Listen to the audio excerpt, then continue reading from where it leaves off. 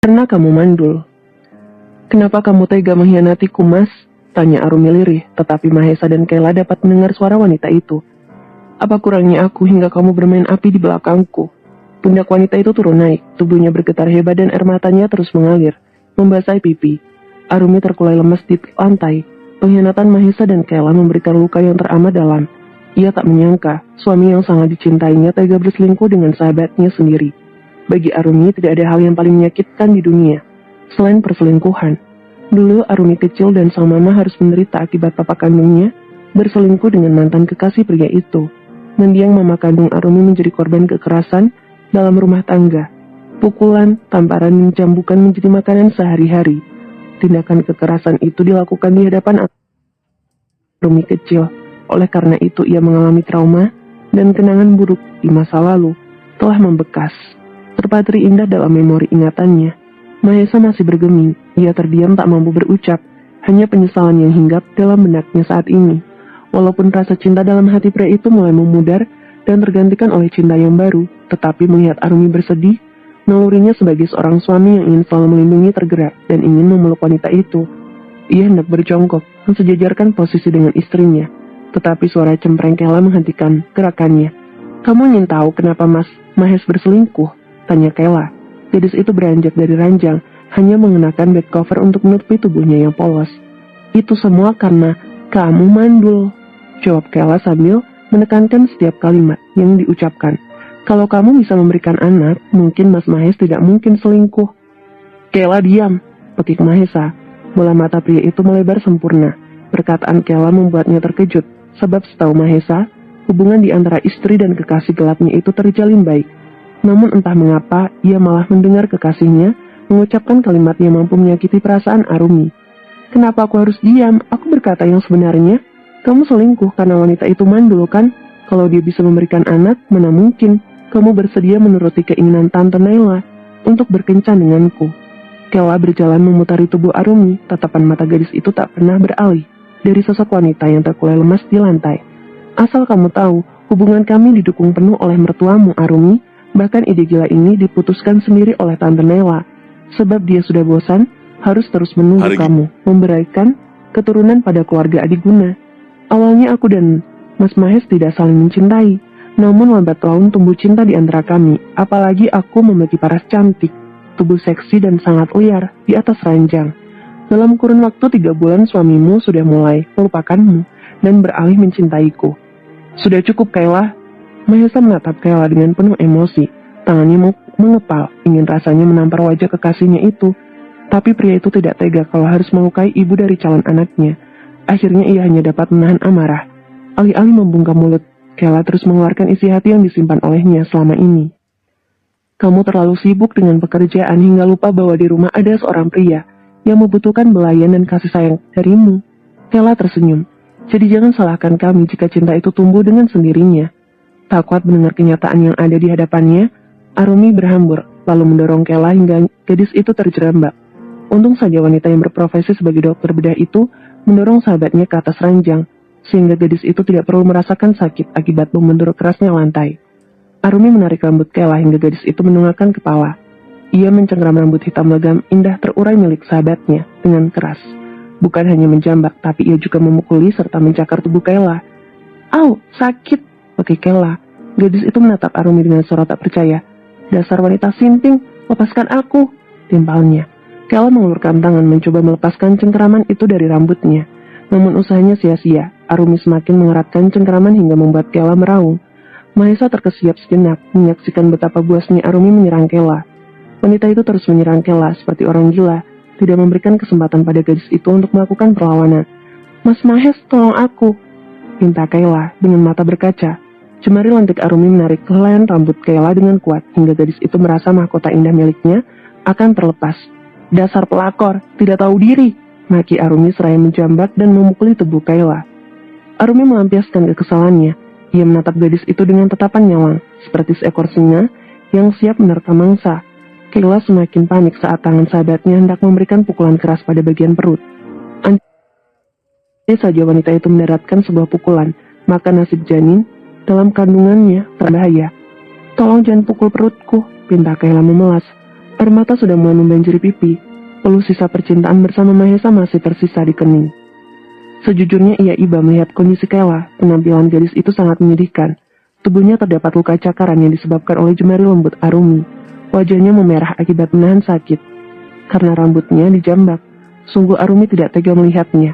Padahal dulu wanita itu adalah orang pertama yang memasang badan apabila Kayla menjadi bahan bulian di panti. Ia dan Rini melawan semua anak nakal itu karena tidak ingin Kayla disakiti. Namun kini Arumi sendiri malah menyerang dan melukai sahabatnya. Hati Arumi sakit. Sangat sakit. Seandainya Kayla tidak berselingkuh dengan Mahesa, mungkin ia tidak akan menyakiti Kayla. Mengingat adegan ranjang yang disiarkan secara langsung antara Kayla dan Mahesa membuat dadanya serasa sesak. Tangan Arumi sudah terkepal di udara dan bersiap mendaratkan pukulan keras, tetapi suara berat seseorang pria menghentikan. "Jangan lukai anakku," teriak Mahesa dengan suara lantang. Seketika Arumi membeku. Ia sangat terkejut mendengar Mahesa berkata anak. Wanita itu menatap Kayla dengan tatapan penuh tanda tanya. "Ah, anak siapa?" tanya Arumi. Tubuh wanita itu linglung, serta pikirannya kosong. Tangan kanan masih mencengkram rambut Kayla, sementara sebelah tangan masih ada di udara. Kayla memanfaatkan kesempatan ini untuk membalas Arumi dengan cara yang sangat cantik. Ia tersenyum lalu berkata, "Anakku bersama suamimu. Hanya membutuhkan waktu 2 bulan, aku sudah dinyatakan hamil. Darah daging suamimu tercinta. Aku hebat kan? Karena memiliki rahim yang subur.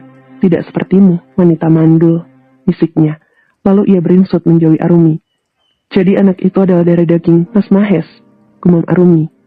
Wanita itu membalikkan tubuh, menatap senduk arah Mahesa. "Katakan padaku, apakah yang dikatakan Kayla benar?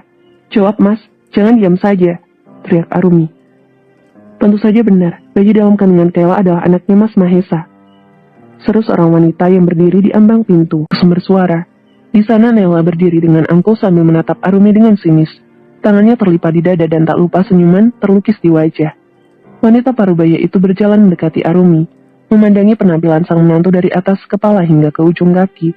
Tidak ada yang salah pada penampilan wanita di hadapannya. Tapi entah kenapa setiap kali melihat wajah Arumi, timbul kebencian yang teramat mendalam. "Kenapa? Kamu pasti terkejut kan setelah tahu bayi yang dikandung Kayla adalah anaknya Mahesa, cucu saya?" Nela merogel isi tas, lalu mengeluarkan sebuah foto USG berwarna hitam putih, lalu menyerahkan benda itu ke Arumi. "Kamu lihat, ini calon cucu saya. Usianya sudah memasuki 7 minggu. Kata dokter dia tumbuh sehat di dalam rahim Kayla." Arumi menerima lembaran foto itu dengan tangan gemetar. Ia terkesiap melihat lingkaran kecil di dalam gambar itu. Sebuah titik samar yang jika diperkirakan sebesar buah blueberry. Masih sangat mungil.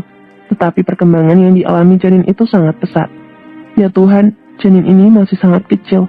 Aku nyaris saja menyiapkan bayi ini," batin Arumi. "Meskipun aku membenci 2 makhluk di hadapanku ini, tapi bayi ini tidak berdosa. Aku tidak boleh menyakitinya."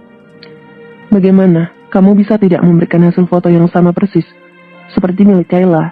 Naila menaik turunkan alisnya bergantian. "Pasti tidak bisa kan? Makanya jangan marah kalau saya meminta Mahesa berselingkuh."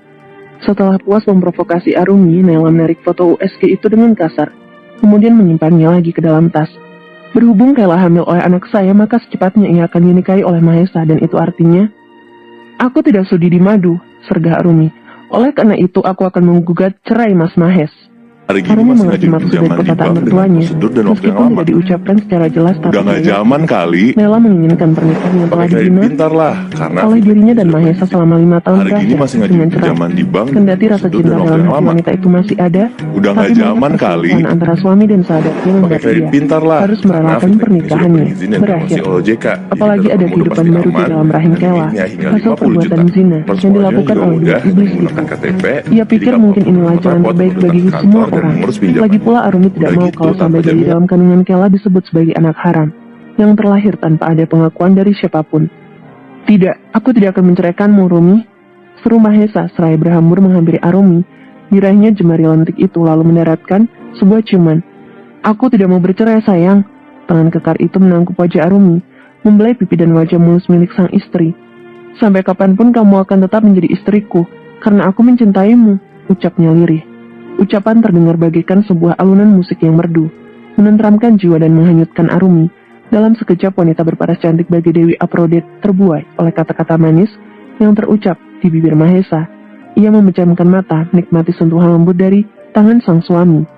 Belayan lembut itu selalu memberikan ketenangan dan membuat Arumi merasa nyaman. Di saat ia mulai hanyut, tiba-tiba sebuah palu besar menghantam kesadaran. Wanita itu mundur beberapa langkah, menjauhi Mahesa hingga tubuhnya membentur dinding. Dengan bibir gemetar, Arumi berkata, "Jika memang kamu mencintaiku, lalu kenapa kamu selingkuh?" "Itu karena aku..." Entah kenapa rasanya lidah pria itu sulit berucap, padahal ia sudah memiliki jawaban untuk bisa disampaikan pada Arumi. Namun nampaknya semesta tak mengizinkan Mahesa untuk menjelaskan apapun sebagai pembelaan atas kesalahan yang diperbuat olehnya. Pria itu bergeming dengan tatapan kosong, melihat kemesraan Arumi dan Mahesa membuat Kayla terbakar api cemburu. Tangannya mengepal meremas sisi bed cover yang dikenakan olehnya. Demi mengurai rasa marah yang seakan mampu meledakkan hati, ia sadar bahwa sekarang bukanlah waktu yang tepat bagi gadis itu untuk melampiaskan kekesalan. Akhirnya ia menggunakan taktik licik, berpura-pura menjadi gadis lemah agar mendapatkan simpati dari Nayla dan juga Mahesa. "Sudahlah mas, kalau memang Arumi menginginkan perpisahan, kabulkan saja keinginan wanita itu." Kayla menyentuh dada bidang Mahesa dengan lembut, memberikan rangsangan di titik sensitif pria itu, memainkan puncak benda kecil tersebut, hingga membuat Mahesa mengerang. Merasa jijik dengan sikap dua manusia iblis di hadapannya, bulu roma Arumi berdiri. "Kalian berdua memang serasi, sama-sama tidak tahu malu," sindir Arumi.